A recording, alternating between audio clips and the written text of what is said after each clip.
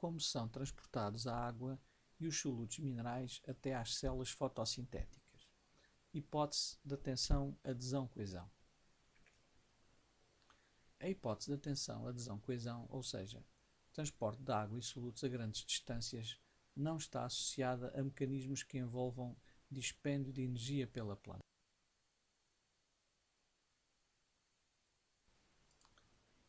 Com o objetivo de transportar a água para a fotossíntese e manter a saúde da planta, a água e os solutos inorgânicos precisam movimentar-se da raiz até às folhas contra a força da gravidade. Como é que as plantas conseguem fazer isso se não têm um órgão como o coração que bombeia os fluidos? Como veremos, a seiva bruta é puxada da raiz até às folhas através de um processo que se designa por transpiração. Além disso, o potencial hídrico é responsável pelo movimento da água de uma região para outra com base na osmose, gravidade e tensão superficial da água. A transpiração começa nas folhas. A disposição das células e outras estruturas na folha facilita o movimento de gases e o vapor de água entre o interior da folha e a atmosfera. A folha é constituída por diversas camadas de células especializadas. A epiderme superior, com uma única camada de células, providencia a proteção e impermeabilização. Debaixo desta camada situa-se o mesófilo. As células prismáticas superiores são responsáveis pela fotossíntese, secreção de substâncias e reserva de substâncias orgânicas e água. O tecido esponjoso do mesófilo contém um arranjo disperso de células, havendo muitos espaços entre elas cheios de gases e vapor de água. Na epiderme inferior da folha localizam-se a maioria dos estomas, cujos orifícios, chamados ostíolos, ladeados pelas células guarda, permitem a troca de gases e vapor de água entre o mesófilo lacunoso e a atmosfera. A evaporação da água através dos estomas designa-se por transpiração. O mesófilo lacunoso contém feixes vasculares com xilema e floema que são especializados no transporte de água, sais minerais e nutrientes ao longo da planta. O tecido vascular estende-se das folhas pelo caule até às raízes. A água é transportada pelo xilema das raízes, onde o potencial hídrico é elevado, até às folhas, onde o potencial hídrico é baixo.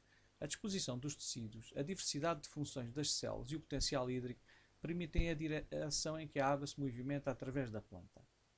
A água passa para fora da folha através da perda de vapor de água pelos estomas, designa-se por transpiração. O vapor de água perdido pelas folhas é substituído por água que entra pelas raízes e sobe na planta através do xilema. O xilema é composto por vasos, que são tubos contínuos formados por células cilíndricas mortas e vazias, dispostas topo a topo. Contém também traqueídeos, que são células mortas que têm a função de sustentação da planta.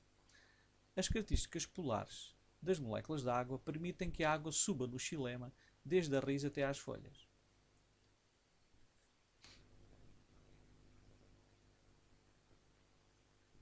A adesão é a atração entre as moléculas de água e uma superfície, como por exemplo as paredes dos vasos xilêmicos.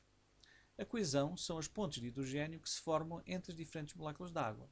Em conjunto, a adesão e a coesão permitem que a água se desloque no xilema através de uma coluna contínua de água desde as raízes, passando pelo caule, que vai substituir o vapor de água perdido pelos estomas das folhas.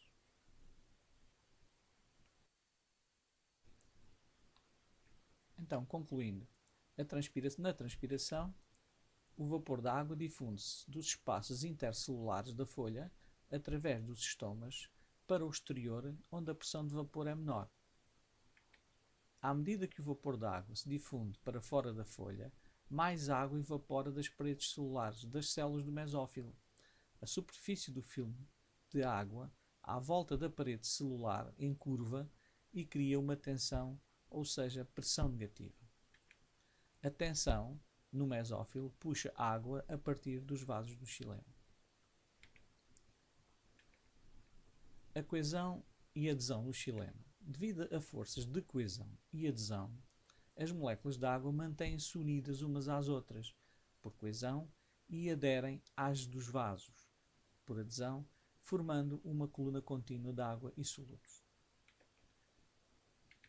A ascensão da água cria um déficit de água no xilema da raiz, fazendo com que novas moléculas de água possam entrar no xilema, o que determina a absorção ao nível da raiz e, consequentemente, o fluxo de água do solo para o interior da planta. Há, assim, um fluxo passivo de água de áreas de potencial de água mais elevado, a raiz, para áreas com potencial de água mais baixo, as folhas.